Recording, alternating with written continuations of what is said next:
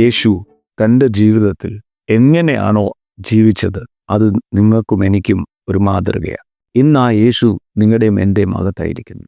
ഇന്ന് എന്നെ കണ്ടുകൊണ്ടിരിക്കുന്നവർ ഒരു പക്ഷെങ്കിൽ ഡിസ്കറേജ്ഡ് ആയിരിക്കും.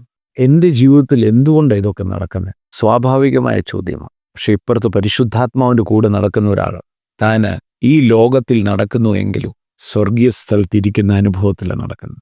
വാട്ട് എവർ ഇറ്റ് ഈസ്, ഇതിൻ്റെ അന്ത്യം will be good for me. കാണുന്നതെല്ലാം താൽക്കാലികം, എന്നാൽ കാണാത്തത് നിശ്ചയം.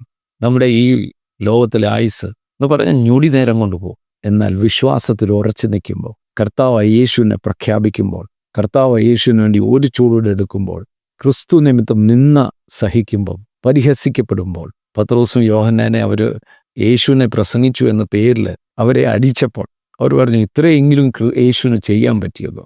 പരിഹസിക്കപ്പെടുമ്പോൾ let us look at Jesus. Let us never be tired, never lose our confidence.